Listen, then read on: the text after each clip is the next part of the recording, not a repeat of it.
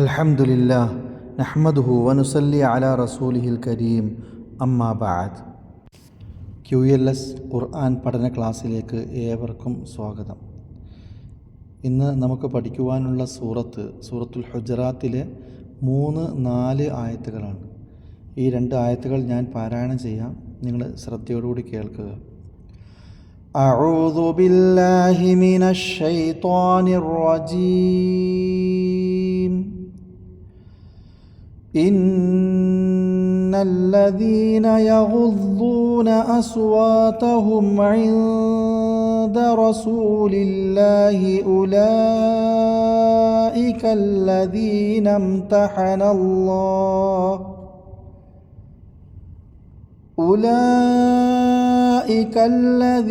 ഇംതഹനല്ലാഹു ഖുലൂബഹും ലിത്തഖ്വാ ലഹും മഗ്ഫിറത്തുൻ വഅജ്റുൻ അദീം.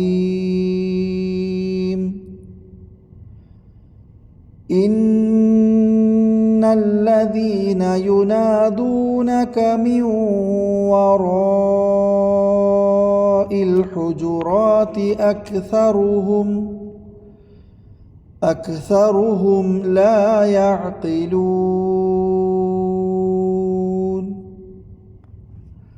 തജ്വീദിൻ്റെ നിയമം നമുക്ക് ശ്രദ്ധിക്കാം. കഴിഞ്ഞ ആഴ്ച നമ്മൾ സാക്കിനായ നൂനിൻ്റെയും തൻവീനിൻ്റെയും ശേഷം വരുന്ന 5 നിയമങ്ങളിൽ ഒന്നാമത്തെ നിയമം പഠിച്ചിരുന്നു. സാക്കിനായ നൂനിൻ്റെയും തൻവീനിൻ്റെയും ശേഷം വരുന്ന 5 നിയമങ്ങളിൽ ഒന്നാമത്തത് ഇദ്ഹാറാണ്. ഇദ്ഹാർ എന്ന് പറഞ്ഞാൽ മണിക്കാതെ വ്യക്തമാക്കി വെളിവാക്കി ഓതുക. സാക്കിനായ നൂനിനോ തൻവീനിനോ ശേഷം ഹംസ്, ഹാ, ഐന്, ഹാ, ഗൈന്, ഖാ ഈ അക്ഷരങ്ങളിൽ ഏതെങ്കിലും ഒന്ന് വന്നാൽ അവിടെ മണിക്കാൻ പാടില്ല. മണിക്കാതെ സാക്കിനായ നൂനിനെ അല്ലെങ്കിൽ തൻവീനിലുള്ള നൂനിനെ വ്യക്തമാക്കി അതിൻ്റെ സുക്കൂൻ വ്യക്തമാക്കി മണിക്കാതെ പാരായണം ചെയ്യണം. അതാണ് ഒന്നാമത്തെ നിയമം. ആ ഒന്നാമത്തെ നിയമവുമായി ബന്ധപ്പെട്ടിട്ടുള്ള 2 ഉദാഹരണങ്ങൾ ഈ ഭാഗത്തുണ്ട്. ഒന്നാമത്തെ ആയത്തിൽ വഅജ്റുൻ അദീം. അജ്റുൻ തൻവീനു ശേഷം ഐൻ വന്നു. ഐൻ വന്നാൽ അവിടെ ഇൽഹാർ ചെയ്യണം, അഥവാ മണിക്കാതെ വ്യക്തമാക്കി ഓതണം. അപ്പം ഇങ്ങനെ സാക്കിനായ നൂനിനും തൻവീനിന് ശേഷം വരുന്ന രണ്ടാമത്തെ നിയമമാണ് ഇദ്ഗാമും ബിഗുന്ന. ഇദ്ഗാമും ബിഗുന്ന എന്നാൽ സാക്കിനായ നൂനിനോ തൻവീനിനോ ശേഷം നൂന്, വാവ്, മീമ്, യാ എന്നീ 4 അക്ഷരങ്ങളിൽ ഏതെങ്കിലും ഒന്ന് വരിക. ഉദാഹരണത്തിന് നമ്മളിവിടെ ഓതിയ പാരായണം ചെയ്ത ഭാഗത്ത് തന്നെയുണ്ട്. മിവറോ സാക്കിനായ നൂനിന് ശേഷം വാവ് വന്നു. രണ്ടാമത്തെ ആയത്തിലാണ് ഈ ഭാഗമുള്ള മിവറോ സാക്കിനായ നൂനിന് ശേഷം വാവ് വന്നു. സാക്കിനായ നൂനിന് ശേഷം വാവ് വന്നാൽ ഇവിടെ മണിച്ച് ചേർത്തോതേണ്ടതാണ്. നൂനിനെ ശേഷമുള്ള വാവിലേക്ക് ചേർക്കുകയും മണിക്കുകയും ചെയ്യണം. അപ്പോൾ മിൻ വറ എന്ന് ഓതരുത്. മിൻ വറ എന്ന് പറഞ്ഞാൽ ഇൽഹാറായി, നൂൻ പുറത്ത് ലാഹിറായി. നൂൻ ലാഹിറാകാതെ നൂനിനെ ഇദ്ഗാം ചെയ്യണം, നൂനിനെ വാവിലേക്ക് ചേർക്കണം. അപ്പോൾ മിൻ വ എന്നതിന് പകരം മിവ. നൂന് വാവിൻ്റെ ഉള്ളിലാണ് ഇപ്പോൾ ഉള്ളത്, അവിടെ മണിക്കുകയും ചെയ്യണം. മിവറഇൽ ഹുജുറാത്തി. മറ്റൊരു ഉദാഹരണം ഫമൻ യഅമൽ മിസ്ഖാല ദർറത്തിൻ ഖൈറൻ യറ. ഫമൻ യഅമൽ സാക്കിനായ നൂനിന് ശേഷം യാ വന്നു, നൂനിനെ യായിലേക്ക് ചേർക്കുക. അപ്പോൾ ഫമൻ യഅമൽ മിസ്ഖാല ദർറത്തിൻ ഖൈറൻ യറ. ഖൈറൻ തൻവീൻ വന്നു, തൻവീന് ശേഷം യാ വന്നാൽ അവിടെ ഇദ്ഗാമും ബിഗുന്ന ചെയ്യണം. ഖൈറൻ യറ അല്ല, മറിച്ച് ഖൈറൻ യറ. ഖൈറൻ എന്നുള്ള നൂനിനെ യായിലേക്ക് ചേർത്ത് മണിച്ചോദനം.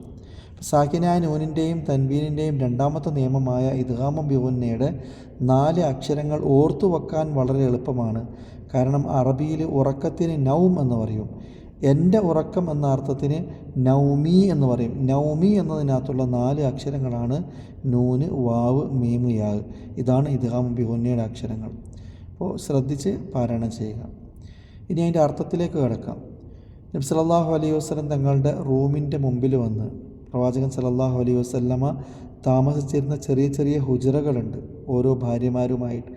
അവിടെ റൂമിൻ്റെ പുറത്ത് വന്നിട്ട് ഉറക്കെ ശബ്ദമുണ്ടാക്കുകയും നബി സല്ലല്ലാഹു അലൈഹി വസല്ലം തങ്ങളെ വിളിക്കുകയും ചെയ്തതുമായി ബന്ധപ്പെട്ടതാണ് മുകളിലെ 2 ആയത്തിലുമുള്ളത്. അതേ ഭാഗം തന്നെയാണ് താഴെയുള്ള ആയത്തുകളിലുമുള്ളത്.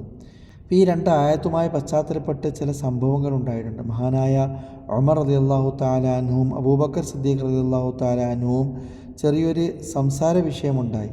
ബനൂ തമീം എന്ന ഭാഗത്ത് നിന്നും എന്ന ഗോത്രത്തിൽ നിന്നും വന്ന ഒരു സംഘം, നിവേദക സംഘത്തിൽ ആര് പ്രവാചകനോട് ആദ്യം സംസാരിക്കണമെന്ന വിഷയത്തിൽ അബൂബക്കർ സിദ്ദീഖ് റളിയല്ലാഹു തആല അൻഹു ഒരാളുടെ പേര് പറഞ്ഞപ്പോൾ ഉമർ റളിയല്ലാഹു അൻഹു പറഞ്ഞു, വേണ്ട, അഖ്റ ബിൻ യാബിസ് സംസാരിക്കട്ടെ.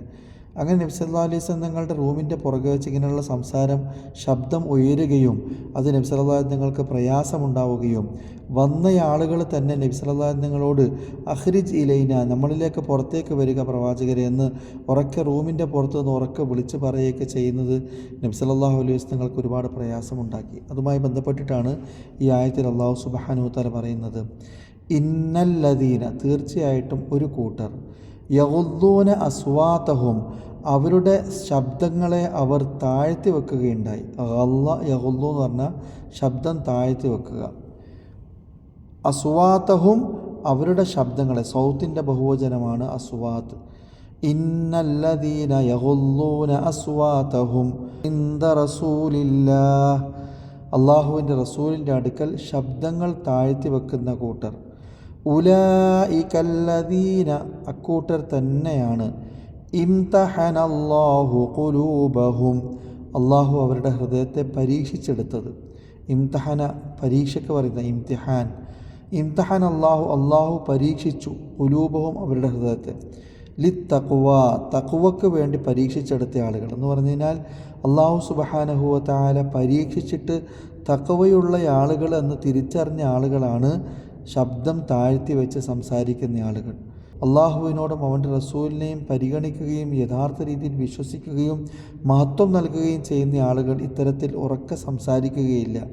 അങ്ങനെ പരീക്ഷിച്ചെടുത്ത ആളുകളെ സംബന്ധിച്ച് അള്ളാഹു പറയുന്നത്, ലഹും മഗ്ഫിറത്തുൻ വഅജ്റുൻ അദീം, അവർക്ക് പശ്ചാത്താപമുണ്ട്. ലഹും മഗ്ഫിറ, അവർക്ക് പശ്ചാത്താപമുണ്ട്. അതോടൊപ്പം തന്നെ അജ്റുൻ അദീം, മഹത്തായ പ്രതിഫലവും അവർക്ക് അല്ലാഹു സുബ്ഹാനഹു വ തആല നൽകുന്നതാണ്. അപ്പോൾ ഇത് നല്ലൊരു ഗുണമായിട്ട് അല്ലാഹു സുബ്ഹാനഹു വ തആല നമുക്ക് പരിചയപ്പെടുത്തുകയാണ്. അഥവാ അള്ളാഹുവിൻ്റെ റസൂലിൻ്റെ അടുക്കൽ ഉറക്കെ സംസാരിക്കാൻ പാടില്ല. നബി സല്ലല്ലാഹു അലൈഹി വസല്ലം തങ്ങളുടെ റൂമിൻ്റെ മുമ്പിൽ നിന്നും ഉറക്കെ ഒച്ചയിട്ട് സംസാരിക്കാതെ പതിയെ സ്വരത്തിൽ സംസാരിക്കുകയും, ഇവിടെ നല്ല സ്വഭാവത്തിൻ്റെ ഉടമകളെ അല്ലാഹു സുബ്ഹാനഹു വ തആല എടുത്ത് കാണിച്ചു തരികയാണ്. ഇത്തരം ആളുകൾ നല്ല സ്വഭാവത്തിൻ്റെ ആളുകളാണ്, ഇവർ തഖ്വയുള്ള ആളുകളാണ്, തഖ്വയുള്ളവരായിട്ട് അല്ലാഹു പരീക്ഷിച്ചെടുത്ത ആളുകളാണ് എന്ന് എടുത്തു പറയുകയാണ്. ഇത് ആയത്തിൻ്റെ കഴിഞ്ഞ ക്ലാസ്സിൽ പറഞ്ഞത് അല്ലാഹു സുബ്ഹാനഹു വ തആല ഒരല്പം ഗൗരവത്തോടു കൂടിയാണ്. എന്നിട്ട് ഈ ആയത്തിൽ അല്ലാഹു സുബ്ഹാനഹു വ തആല ഒരല്പം മയപ്പെടുത്തി നമ്മൾ മക്കളെ എപ്രകാരം പ്രോത്സാഹിക്കുന്നുവോ അതേപോലെ പ്രോത്സാഹിപ്പിച്ചു കൊണ്ടുള്ള ഒരു വാചകമാണ് ഈ ആയത്തിലുള്ളത്. തൊട്ടടുത്ത ആയത്തിൽ അല്ലാഹു പറയുന്നു, ഇന്നല്ലദീന, തീർച്ചയായിട്ടും ഒരു കൂട്ടർ, യുനാദൂനക, അവർ താങ്കളെ വിളിക്കുന്നു, മിൻ വറാഇൽ ഹുജുറാത്തി, മുറിക്ക് പിന്നിൽ നിന്നും. വറാ എന്ന് പറഞ്ഞാൽ പുറകുവശം, പിൻവശം. മുറിക്ക് പുറത്ത് നിന്നും വിളിക്കുന്ന ആളുകൾ. അക്സറുഹും ലാ യഅഖിലൂൻ, അക്സറുഹും അവരിൽ അധികം ആളുകളും ലാ യഅഖിലൂൻ, അവർ ചിന്തിക്കുന്നവരല്ല, അവർ അവരുടെ ബുദ്ധി ഉപയോഗിക്കുന്നവരല്ല. ഇങ്ങനെ പ്രവാചകർ സല്ലല്ലാഹു അലൈഹി വസല്ലമയെ മുറിക്ക് പിന്നിൽ നിന്നും അദബില്ലാതെ, ഒരു മര്യാദയില്ലാതെ, ബഹുമാനമില്ലാതെ ഇങ്ങനെ വിളിക്കുന്ന കൂട്ടർ അവർ ബുദ്ധിയില്ലാത്തവരാണ്, അല്ലെങ്കിൽ അവർ ചിന്തിക്കാത്തവരാണ് എന്ന് അല്ലാഹു സുബ്ഹാനഹു വ തആല സംസ്കാര ശൂന്യതയെ, അതായത് സംസ്കാരമില്ലാത്തതിനെ വ്യക്തമാക്കി കൊടുക്കുകയാണ്.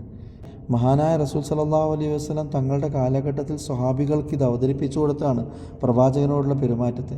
ഇവിടെ നമുക്ക് പഠിക്കാനുള്ള പാഠഭാഗം, പ്രവാചകൻ സല്ലല്ലാഹു അലൈഹി വസല്ലമ ഇന്ന് ജീവിച്ചിരിപ്പില്ല, എങ്കിലും നബി സല്ലല്ലാഹു അലൈഹി വസല്ലം തങ്ങളുടെ ഖബറിനടുക്കൽ പോയി കഴിഞ്ഞാൽ ഉറക്കെ അട്ടഹസിച്ച് കരയുക, ഉറക്കെ പ്രാർത്ഥിക്കുക.